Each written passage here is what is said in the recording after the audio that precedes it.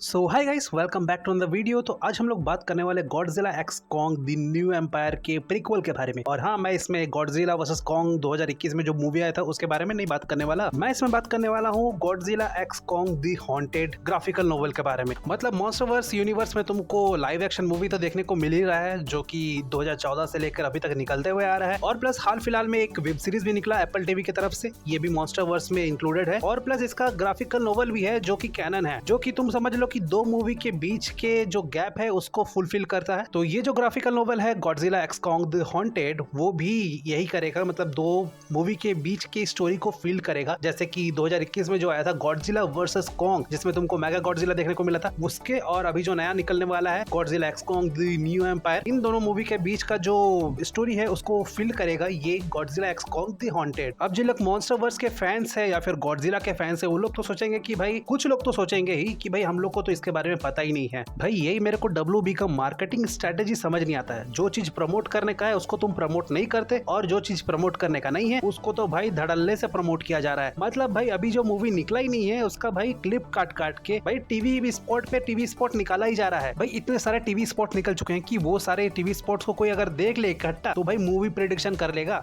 गजब है भाई इन लोग का मार्केटिंग टीम। वेल, इस ग्राफिकल नोवेल में गॉडजिला और सिला का जो फाइट है वो सेटअप किया जाता है, जैसे कि तुमने ट्रेलर में ये वाला सीन तो देखा ही होगा। यस, ये जो मकड़ी है और गॉडजिला जो लड़ रहे हैं, इसका सेटअप इस ग्राफिकल नोवेल में किया गया है। सो इस ग्राफिकल नोवेल का शुरुआत होता है कॉन्ग से। कॉन्ग गेड़िया मार रहा है हॉलो अर्थ में, इधर से उधर भटक रहा है, जैसे कि जो लास्ट मूवी आया था, मतलब गॉडजिला वर्सेस कॉन्ग जो 2021 में आया था, मेगा गॉडजिला वाला। तो उस मूवी के लास्ट में तुम लोगों ने देखा था कि यार मोनार्क वाले और कॉन्ग हॉलो अर्थ में जाके अपना घर बसा लेते हैं। तो वही कंटिन्यू हो रहा है कि भाई हॉलो अर्थ में एक गेड़िया मार रहा है और भटकते भटकते कॉन्ग को प्यास लगता है, तो फिर वो एक झरने के पास जाके पानी पीने वाला होता है, तभी उसके ऊपर एक टाइटन अटैक कर देता है। और इस टाइटन का नाम होता है स्पाइन प्रॉलर। ये करीब करीब चीता जैसा दिखने में होता है, लेकिन ये जो स्पाइन प्रॉलर कॉन्ग के ऊपर अटैक करता है वो नाकाम रहता है। कॉन्ग तो पहले उसका गुत्ती पकड़ के पटक देता है, फिर भाई पूंछ पकड़ के घुमा के पटक देता है, और फिर स्पाइन प्रॉलर समझ जाता है कि भाई ये कॉन्ग से नहीं लड़ पाएगा, कल्टी मार लेता है साइड से। कॉन्ग से पिट पिटाने के बाद स्पाइन प्रॉलर आगे निकल लेता है। फिर आगे निकलने के बाद वो एक ट्रैप में फंस जाता है, और ये ट्रैप में फंसते ही उसके ऊपर काफी सारे रॉड धंस जाते हैं। और तभी हम लोग देखते हैं साइड से किसी इंसान का हाथ दिखा जाता है, और वो इंसान एक बटन दबाता है, और जो रॉड धंसे हुए थे स्पाइन प्रॉलर के अंदर, उस रॉड से भाई करंट निकलता है और स्पाइन प्रॉलर पूरा बेहोश हो जाता है वहीं पे। और ये इंसान जो हमें दिखाया जाता है ये है एक टाइटन हंटर। नाम से ही पता चल रहा है कि टाइटन को हंट करने के लिए आया है, और इस बंदे का नाम होता है रेमंड मार्टिन। काइंड ऑफ तुम इसको टोनी स्टार्क बोल सकते हो, क्योंकि यार पैसा भाई अंधा पैसा है इसके पास। वेल, यहाँ पे सोचने वाली बात है कि मोनार्क तो यहाँ पे अंदर आ सकते हैं, क्योंकि यार मोनार्क के पास कॉन्ग है। कॉन्ग अगर होलो अर्थ में घुसेगा तो फिर मोनार्क भी उनके साथ घुस जाएंगे, लेकिन ये होलो अर्थ के अंदर कैसे करके आया? ओके, तो होलो अर्थ से सीन शिफ्ट होता है बर्नी के ऊपर, और ये कैरेक्टर तुम लोगों ने लाइव एक्शन मूवी में भी देखा होगा। यस, ये बंदा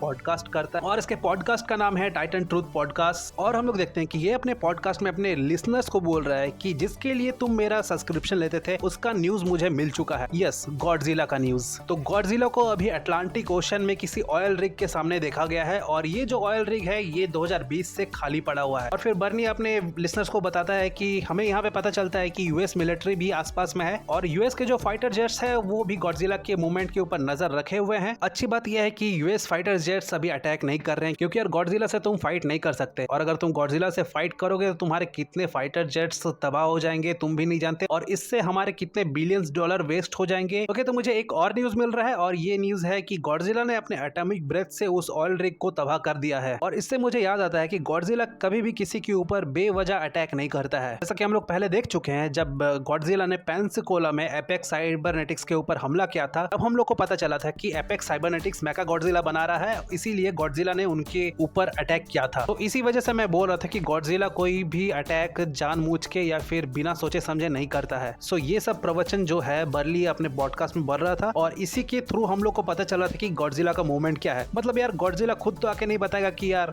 आज मैंने मारा ये वाला, फिर हमने मारा ये वाला, फिर हमने मारा ये वाला। ऐसा तो नहीं हो सकता ना ब्रो, ये इंस्टाग्राम का रील्स थोड़ी ना है। ओके, तो फिर यहाँ से सीन शिफ्ट होता है, फिर हम लोग को दिखाया जाता है एक रिमोट आइलैंड, और फिर हम लोग देखते हैं कि उस आइलैंड के ऊपर एक बहुत बड़ा बिल्डिंग बना हुआ है, और वो बिल्डिंग होता है किसका है? Yes, Titan Hunter Raymond Martin का। मैंने बोला था ना भाई, पैसे का कमी नहीं है इसके पास, अंधा पैसा है इसके पास। फिर हमें दिखाया जाता है रेमंड मार्टिन को, जहाँ पे वो फोन पे किसी से बात कर रहा है अपने कंपनी और मोनार्क के बीच हुए किसी साइन के बारे में, मतलब कोई कॉन्ट्रैक्ट साइन हुआ होगा। तो ये फोन पे मोनार्क और इसके कंपनी के बीच, इसका कंपनी है RM कंस्ट्रक्शन, कोई कंस्ट्रक्शन का कंपनी है। तो मोनार्क और इसके कंपनी के बीच कोई कॉन्ट्रैक्ट साइन होगा, उसके लिए ये फोन पे बतिया रहा है कि कंफर्म हो गया है सब कुछ। और ये जब फोन पे बात करते करते अपने आलिशान बंगलों में से गुजरता है, मतलब बड़ा ही बंगला है ना भाई, आराम से टहलते टहलते बात कर रहा है। तो जहां से होके वो गुजर रहा होता है तब हम लोग देखते हैं कि भाई वहां पे भाई काफी सारे टाइटन्स की मूर्तियां रखी है। तो ये जितने भी टाइटन्स है ये तुम लोगों ने स्कल आइलैंड में देख रखा होगा, क्योंकि अगर तुम लोगों ने कॉन्ग द स्कल आइलैंड देखा है तो फिर ये सारे टाइटन्स वहीं के हैं। और जैसे ही वो बिल्डिंग से बाहर फोन पे बात करते करते निकलता है, वो सामने देखता है कि उसका कार्गो पहुंच चुका है, मतलब वो जो स्पाइन प्रॉलर था वो कार्गो से आया है इसके पास। ऑब्वियसली भाई इतना बड़ा टाइटन है तो भाई उसको तुम अपना जेब में लाके तो रख नहीं सकते, तुमको शिप का जरूरत पड़ेगा ही पड़ेगा।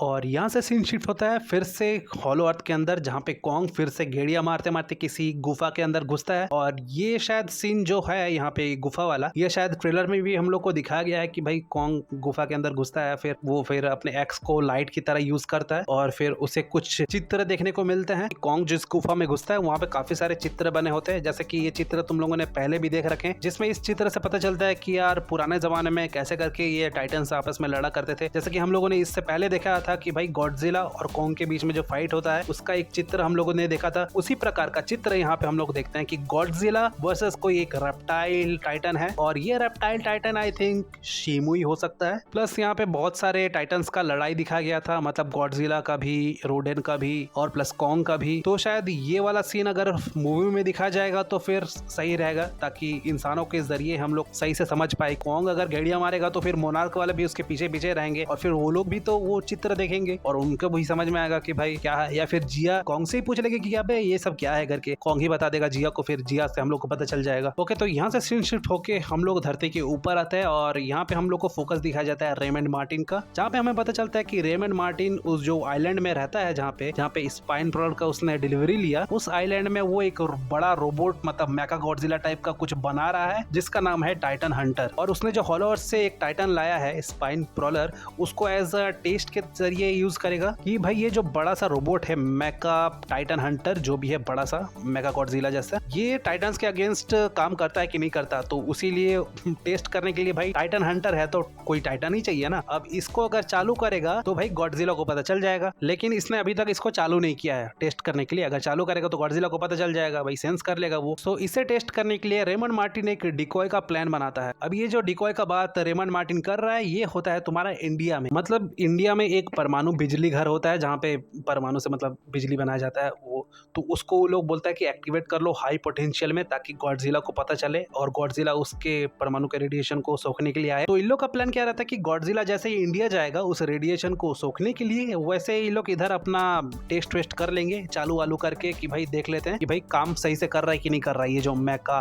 टाइटन हंटर है। तो इसको एक डिकॉय की तरह यूज कर रहे हैं इस एटॉमिक पावर रिएक्टर, मतलब जो इलेक्ट्रॉनिक जो भी है ये, आई डोंट नो, लेकिन हाँ चेन्नई के आसपास तमिलनाडु के आसपास है ये। वेल मानना पड़ेगा प्लान तो बढ़िया है। ओके, तो यहाँ से सीन शिफ्ट होता है बर्नी के ऊपर। बर्नी अपने पॉडकास्ट में बोल रहा है कि भाई गॉडजिला का मूवमेंट फिर से देखा गया है और ये इस बार इंडिया की तरफ बढ़ रहा है। पता है ना क्यों इंडिया की तरफ जा रहा है? ओके, तो जैसे ही गॉडजिला अपना मूवमेंट दिखाता है ये लोग इधर टेस्ट वेस्ट शुरू कर देता है और भाई पता चल जाता है कि भाई ये जो टाइटन हंटर का जो मेका टाइटन हंटर है ये बढ़िया सा काम करता है, क्योंकि यार जो स्पाइन प्रॉलर वो हॉलो अर्थ से लेके आया था उसको दो भाई कूट कूट के चटनी बना देता है ये मेका टाइटन हंटर। लेकिन यहाँ पे एक गड़बड़ हो जाता है, जैसे कि ये लोगों ने एक डिकॉय बनाया होता है इंडिया में कि भाई रेडिएशन सूखने आएगा गॉडजिला, लेकिन उस रेडिएशन को कोई और ही टाइटन सोख लेता है और इस टाइटन का नाम होता है सीला, जिससे गॉडजिला का फाइट होने वाला है। यस, तुम लोगों ने देख रखा है ट्रेलर में। सो सीला आके यहाँ पे पूरा रेडिएशन चूस लेती है और प्लस इंडियन एयर फोर्स का भी बैंड बजा के चले जाती है। ऑब्वियसली अगर कोई टाइटन आएगा तो फिर मिलिट्री वाले बैठे थोड़ी ना रहेंगे, अटैक तो करेंगे करेंगे। और ऑब्वियसली ये कोई अमेरिकन ही लिख रहा है तो फिर वो इंडिया को इतना बड़ा चढ़ा के थोड़ी ना दिखाएगा, रियलिटी में कुछ और ही हो सकता है। लेकिन ऑब्वियसली जब उसके आर्मी वाले पिट रहे हैं तो फिर दूसरे देश के आर्मी वाले भी पिटेंगे ही पिटेंगे, वो लोग तो ऐसे करके ही दिखाएंगे ना। हाँ, लेकिन ये लोग थोड़ा सा अच्छे से लिख सकते थे इंडिया के बारे में कि भाई इंडिया में सीला तो आई रेडिएशन सोखने और इंडियन एयरफोर्स ने तो भाई थोड़ा सा कमर ही तोड़ दिया सीला का,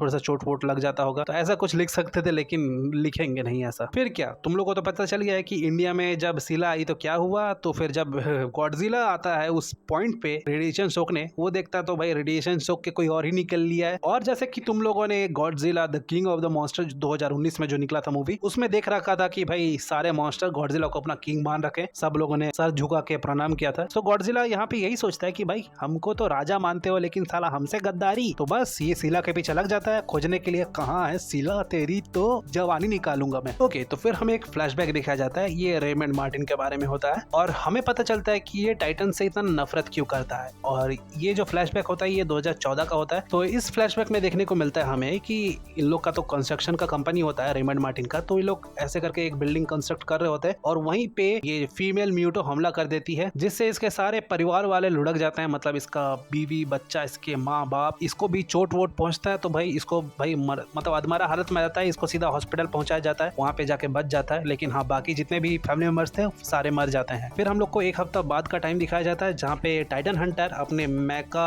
टाइटन हंटर को लेके हॉलो अर्थ में आ चुका है। यस, यहाँ पे आके एक्चुअल टेस्ट करेगा और हमें यहाँ पे पता चलता है कि मार्टिन बंदे ने काफी लोगों को अच्छा घुस दिया है, मे बी मोनार्क वालों को शायद, ताकि उसको ये परमिशन मिल सके कि भाई 48 घंटों तक मेरे को कोई छेड़छाड़ करने ना आए, कि भाई हम हॉलो अर्थ के अंदर कुछ टेस्ट वेस्ट कर रहे हैं, तो भाई कोई बकचोदी या छेड़छाड़ करने ना आए। और इससे ये भी कंफर्म होता है कि कैसे करके वो हॉलो अर्थ के अंदर आ जा सकता है। ऑब्वियसली मोनार्क वालों के साथ कॉन्ट्रैक्ट होगा, तो फिर उन लोग का टेक्नोलॉजी यूज करके ये अंदर बाहर करता होगा। और प्लस हम लोग को ये भी पता चलता है कि गॉडजिला सिला को एक हफ्ते से ढूंढ रहा है। लेकिन फिर हम लोग इधर देखते हैं कि टाइटन हंटर जो है रेमंड मार्टिन, वो हॉलो अर्थ पे पूरा मजा काट रहा है। मतलब घूस तो दिया है, 48 घंटे तक कोई परेशान ना करे उसको। प्लस वो अपना सूट वूट जो मेका टाइटन हंटर था उसको भी लेके आया है, तो उसको बढ़िया से यूज कर रहा है। और भाई काफी सारा टाइटन को पटक पटक के पेल रहा है, जैसे कि वॉरबेट बोल लो, प्लस स्केलर बफेलो। मतलब इसका जो मेका टाइटन हंटर है ना, इसमें दम तो है भाई। फिर वो इधर उधर देखता है, तभी उसको एक नया स्पाइन प्रॉलर का पैर का निशान मिलता है कि भाई आसपास में स्पाइन प्रॉलर हो सकते हैं। तो फिर तभी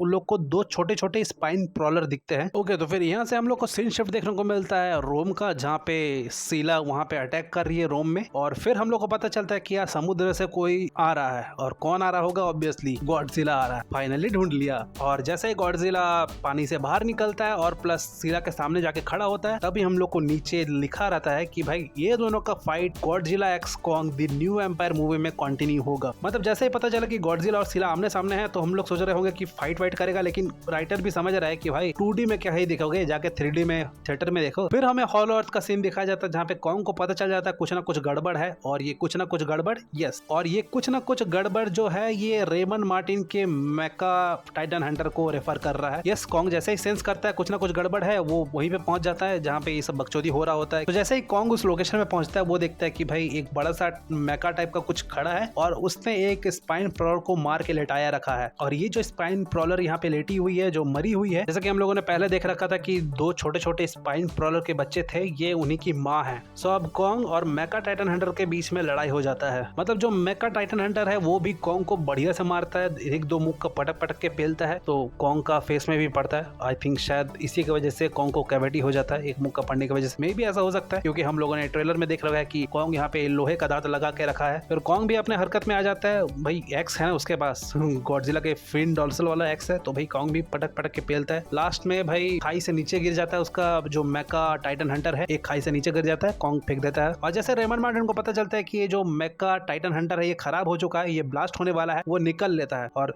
जैसे वो निकलता है वो भाई मशीन ब्लास्ट हो जाता है। और जैसे वो बाहर आता है, बाहर उसका कौन वेट कर रहे हैं? यस, जो छोटे छोटे स्पाइन प्रॉलर थे जिसकी माँ को इस कमीने ने मार दिया, वो लोग वेट कर रहे थे। अब वो लोग छोटे हैं, लेकिन एक इंसान के कंपैरिजन में वो लोग काफी ज्यादा बड़े हैं। बस फिर क्या, ये जो छोटे छोटे बच्चे मिलके इसका कचूमर निकाल देते हैं ऑब्वियसली। और बस यहीं पे ये स्टोरी खत्म होता है। और इस स्टोरी से हम लोग को ये पता चलता है कि कॉन्ग का फाइट तो हम लोग को देखने को मिल चुका है, लेकिन गॉडजिला और सीला का फाइट हम लोग को इसमें देखने को नहीं मिला। इस ग्राफिकल नोवेल में इन दोनों का फाइट देखने को मिलेगा मूवी में। और आई थिंक मूवी में भी इस ग्राफिकल नोवेल का कुछ पोर्शन दिखाया जाएगा। ऐसा नहीं कि भाई पूरा ये स्टोरी को अबैंडन कर देगा इन लोग और वहाँ पे सिर्फ फाइट को ही दिखाएगा। ऑब्वियसली कुछ हिस्सा इसका दिखाया जाएगा, जैसा कि मैंने बोला केव वाला हिस्सा, कि केव के अंदर जब कॉन्ग घुसता है उसको कुछ चित्र वित्र देखने को मिलते हैं, तो वो वाला तो पक्का दिखाया जाएगा।